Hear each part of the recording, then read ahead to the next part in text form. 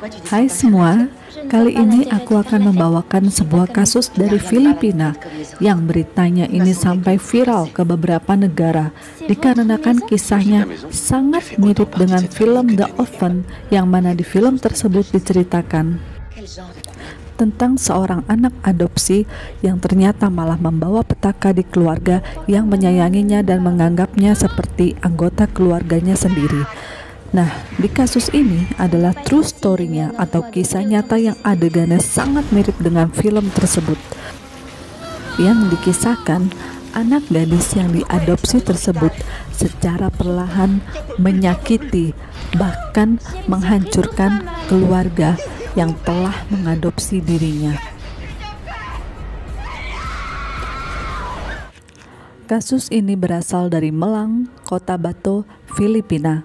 Di sini ada sepasang suami istri yang bernama Cruz dan Lovella Orbe Maguat.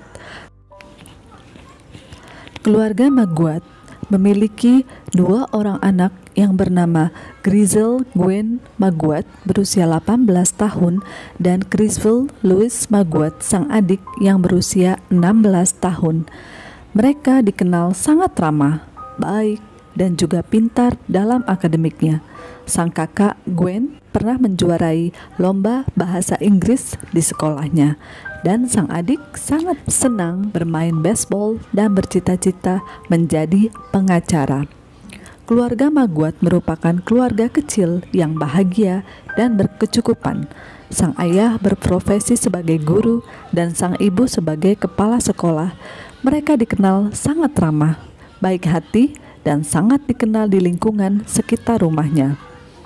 Jadi, semua bermula ketika Gwen berkunjung ke rumah saudara sepupunya dan berkenalan dengan Jenny Sebial yang saat itu menjadi babysitter atau pengasuh yang memang bekerja di kediaman saudara Gwen tersebut.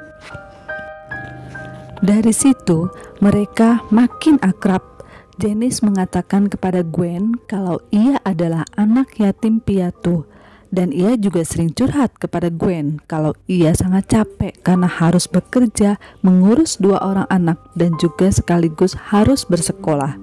Pada akhirnya, Gwen pun iba kepada Janice dan memujuk kedua orang tuanya agar menjadikan Janice anak angkat dan tinggal bersama mereka.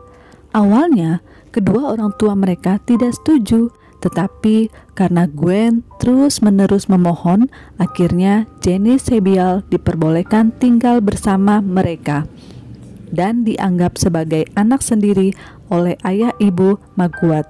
Janice diperlakukan dengan baik oleh keluarga Maguat. Ia dibelikan pakaian, diajak jalan, dan juga disekolahkan, bahkan dijanjikan sampai berkuliah. 1 bulan setelah diadopsi, tepatnya pada bulan Agustus, keluarga Maguat kehilangan uang tabungan yang disimpan di dalam rumahnya, sekitar 10.000 peso atau setara dengan 2 juta rupiah. Anehnya, celengan ini hanya keluarga yang tahu tempatnya, jadi sangat kecil kemungkinan pencurinya dari orang luar. Tetapi Janice tiba-tiba berkata kalau ia melihat ada orang mengambilnya melalui jendela.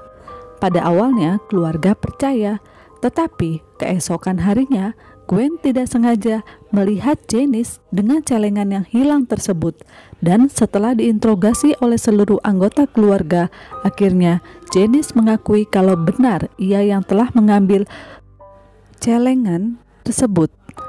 Dan sambil menangis, ia memohon maaf kepada keluarga Maguat. Sebenarnya banyak anggota keluarga yang sudah tidak suka kepada Janice, tetapi Gwen masih ingin tetap mempertahankan Janice.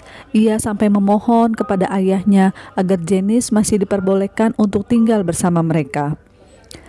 Selama 5 bulan, Janice tinggal bersama keluarga Maguat. Tiba-tiba pada hari Jumat tanggal 10 Desember 2021 sekitar jam 2 siang, sang ayah Cruz mendapat telepon dari Janice. Janice berkata, "Papa, cepat pulang karena rumah sudah dalam keadaan berantakan." Dan rekan Cruz juga mengabari kalau ia melihat postingan Janice di Facebook yang mengisyaratkan seperti ada perampok yang masuk ke rumahnya. Seketika itu, Cruz pulang ke rumah dan sangat terkejut ketika mendapati kedua anaknya sudah dalam keadaan tidak bernyawa. Jasad Krizel ditemukan terbaring di luar kamarnya, sedangkan jasad Gwen berada di dekat pintu masuk rumah dengan kondisi yang sangat mengenaskan. Tubuh kedua anaknya sudah berlumuran darah dan banyak luka yang diakibatkan oleh tikaman dan juga benda tumpul. Spontan Cruz berteriak memanggil-manggil Janice, dan Janice pun keluar dari kamar dengan kondisi rambut yang basah, dan ia bilang kepada Cruz kalau ia habis mandi ketika Cruz memanggilnya tadi. Ia bercerita kalau Gwen dan Louis diserang oleh 3 pria tidak dikenal, dan ia berhasil selamat karena sembunyi di dalam kamar sampai ketiga orang itu pergi. Pihak kepolisian telah dihubungi dan langsung melakukan olah TKP.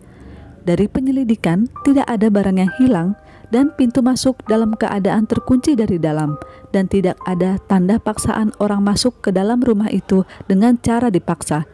Dan yang paling janggal adalah di ruang tengah, polisi menemukan alat bukti yang diduga dipakai untuk melakukan kejahatan seperti palu dan tongkat baseball, yang mana menurut Cruz barang tersebut tersimpan dengan rapi dan hanya anggota keluarga saja yang mengetahuinya.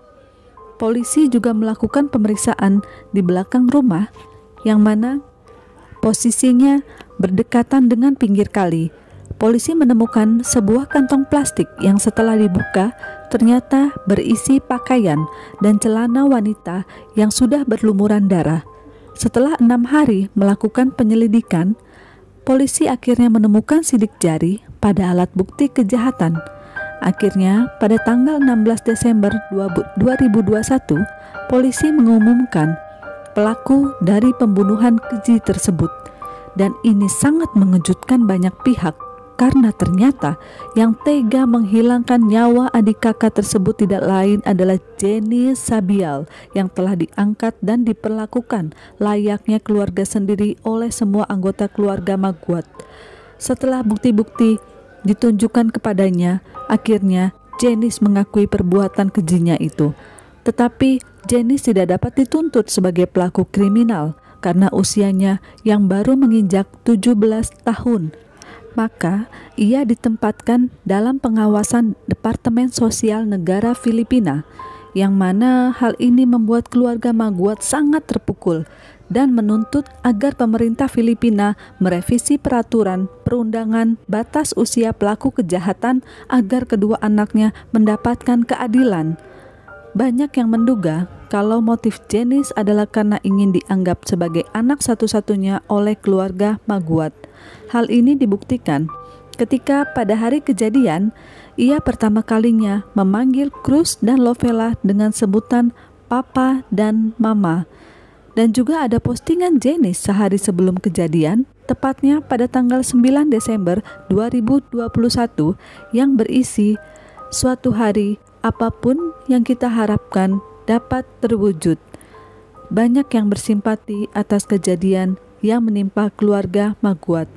Tidak bisa dibayangkan betapa hancurnya hati Cruz dan sang istri dengan kepergian kedua anaknya dengan cara yang sangat tragis.